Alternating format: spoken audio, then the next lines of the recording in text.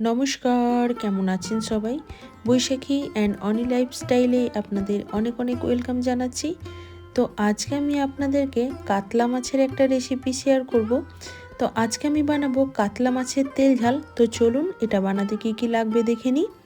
এখানে আমি পেঁয়াজ কুচি করে নিয়েছি একটা বড় সাইজের, আর নিয়েছি আদা, রসুন, কাঁচা লঙ্কা, সামান্য জিরে দিয়ে শিলে বাটা একটা মশলা, আর নিয়েছি শীতের লাল লাল টমেটো, আর নিয়েছি কাতলা মাছ। আর কাতলা মাছটা আমি খুব ভালোভাবে ধুয়ে পরিষ্কার করে নিয়েছি। এখন আমি কাতলা মাছে কিন্তু নুন আর হলুদ মাখিয়ে নেব, আর পরিমাণ মতো নুন হলুদ মাখিয়ে কাতলা মাছটা কিছুক্ষণ রেখে দেব 10 মিনিটের মতো। এতে করে কী হবে, মাছটার মধ্যে খুব ভালোভাবে নুনটা চলে আসবে, আর তেলে যখন ভাজবো তখন মাছটা কিন্তু ভেঙেও যাবে না। তো দেখুন আমি সুন্দরভাবে নুন আর হলুদটা মাখিয়ে নিচ্ছি।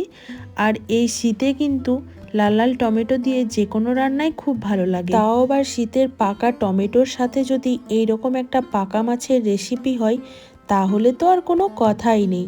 তো চলুন রান্নাটা আমি শুরু করি। আমি কড়াইয়ের মধ্যে সর্ষের তেল দিয়ে দিয়েছি, আর কড়াইটা প্রথমে খুব ভালো করে গরম করে নিয়েছিলাম। এখন তেলটাও খুব ভালোভাবে গরম হয়ে গেছে। এর মধ্যে আমি মাছের পিসগুলো একটা একটা করে ছেড়ে দেব এবং লাল লাল করে উল্টে পাল্টে আমি ভেজে নেব। আর আজকে আমি যে কাতলা মাছের তেল ঝাল বানাচ্ছি তার মানে এই নয় যে অনেক বেশি পরিমাণে তেল দেব। তেল ঝাল ঠিকই, কিন্তু খুব বেশি পরিমাণে এখানে আমি তেল মশলা ব্যবহার করব না। ওই যেটুকু লাগবে আর কি, যেটুকু না দিলেই নয়, আমি সেইটুকুই দেওয়ার চেষ্টা করব। তো রান্নাটা প্রথম থেকে শেষ পর্যন্ত দেখুন, আর ভালো লাগলে অবশ্যই একটা কমেন্ট করে যাবেন, আর একটা লাইক দিতে ভুলবেন না কিন্তু। অনেক বন্ধুরাই আছেন লাইক না দিয়েই চলে যান। তো আমার একটা রিকোয়েস্ট রইল, অবশ্যই একটা লাইক করে যাবেন। এতে করে কি হয়, আপনাদের একটা লাইক এবং একটা কমেন্টে আমরা অনেক বেশি ইন্সপায়ার্ড হই এবং নতুন নতুন ভিডিও দিতে আরও আগ্রহী হয়ে উঠি। তো দেখুন আমি বকবক করতে করতে আমার মাছগুলো সব ভাজা হয়ে গেছে। এবার আমি যে মাছ ভাজার তেলটা আছে ওই তেলের মধ্যে একটা শুকনো লঙ্কা, 1 চামচ ছোটো চামচের 1 চামচ গোটা জিরে ফোড়ন হিসাবে দিয়ে দিলাম, আর দেব কুচিয়ে রাখা পেঁয়াজগুলো। তো ফোড়নটা একটু ভাজা হয়ে গেলে এর মধ্যে পেঁয়াজ কুচি অ্যাড করে দিলাম। এবার পেঁয়াজগুলোকে একটু লাল লাল করে ভেজে নিতে হবে। তারপরে যে শিলে বাটা মশলাটা রেখেছি সেই মশলাটা আমি এখানে অ্যাড করব। আর যে কোনো রান্নাতে শিলে বেটে মশলা ইউজ করলে সেই রান্নার স্বাদ কিন্তু অনেক ভালো হয়। এবার আমি বাটা মশলাটা দিয়ে দিলাম, আর বাটা মশলাটা দিয়ে একটু নাড়িয়ে চাড়িয়ে নেব, খুব বেশি ভাজার দরকার নেই।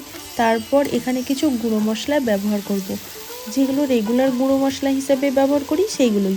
তো এখানে আছে আমার লবণ, লঙ্কা গুঁড়ো, হলুদ গুঁড়ো, আর আছে জিরে গুঁড়ো। তো সমস্ত মশলা আমি দিয়ে দিলাম, আর এগুলো আমি জলে গুলে নিই। যেহেতু বাটা মশলাতে জল ছিল সেহেতু আমি গুঁড়ো মশলাই দিয়ে দিলাম। এবার খুব ভালো করে নাড়িয়ে চাড়িয়ে নেব একটু।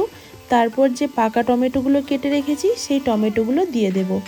টমেটোগুলো দিয়ে দেওয়ার পর খুব ভালোভাবে একটু নাড়িয়ে চাড়িয়ে কষিয়ে নিতে হবে। আর যেহেতু আমি লবণটা দিয়েছি এখানে, সেই জন্য টমেটোগুলো একদম গলে যাবে আর খুব সুন্দর মশলার সাথে মিশেও যাবে। তো এগুলোকে আমার খুব ভালো করে একটু টাইম ধরে কষিয়ে নিতে হবে। আর মশলা যত ভালো করে কষিয়ে নেবেন রান্নার টেস্টও কিন্তু তত ভালো আসবে। তো দেখুন আমার সমস্ত মশলা খুব ভালো করে কষানো হয়ে গেছে, কালারটাও পুরো চেঞ্জ হয়ে গেছে। সাইড থেকে দেখুন, বুঝতে পারবেন তেল বেরিয়ে এসছে। এখন আমি খুব ভালো করে আরেকবার নাড়িয়ে চাড়িয়ে নেব। তারপর এখানে আমি পরিমাণ মতো জল দিয়ে দেব। আর শীতকাল মানেই হচ্ছে শুধুই খাওয়া দাওয়া, আর এই সময় বাজারে কিন্তু অনেক রকমের টাটকা টাটকা সবজিও পাওয়া যায়। তাই শীতকালে রান্না করতেও বেশ ভালো লাগে, আর অনেক রকম খাবার খেতেও ভালো লাগে।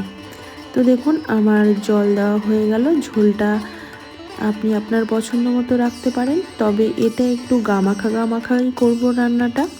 ঝোলটা যখনই ফুটে উঠবে তখনই এর মধ্যে আমি ভেজে রাখা কাতলা মাছের পিসগুলো ছেড়ে দেব। এরপর আমি 5 থেকে 7 মিনিট মতো খুব ভালো করে ফুটিয়ে নেব, যাতে করে মশলার গন্ধটাও চলে যায় এবং পুরো ঝোলটার মধ্যে মাছের ফ্লেভারটাও চলে আসে। আর এই সময় আমি লবণটাও একটু চেক করে নেব, আর সামান্য এর মধ্যে দিয়ে দেব চিনি।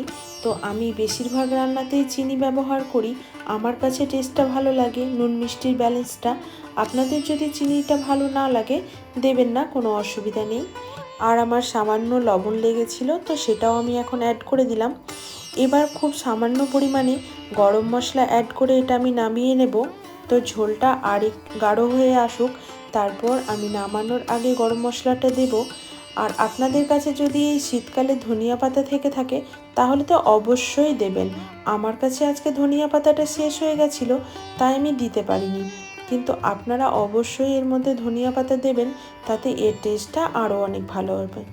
তো চলুন আমি এবার গ্যাসটা অফ করে আপনাদের সার্ভ করে দেখাই।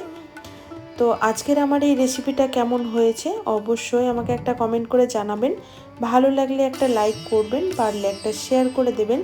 আর আমার চ্যানেলে নতুন হয়ে থাকলে চ্যানেলটা সাবস্ক্রাইব করে বেল বাটনটা অল করে দেবেন, যাতে যখনই কোনো ভিডিও আমি আপলোড করি আপনাদের কাছে খুব সহজেই নোটিফিকেশান পৌঁছে যায়। তো দেখুন আমার কাতলা মাছের তেল ঝাল একদম রেডি হয়ে গেছে। আমি একদমই ঘরোয়াভাবে রান্নাটা করেছি। আপনাদের কেমন লাগলো অবশ্যই আমাকে কমেন্ট বক্সে জানাবেন। আজকের মতো আসি, সবাই ভালো থাকবেন, সুস্থ থাকবেন। দেখা হচ্ছে নেক্সট কোনো ভিডিওতে। টাটা।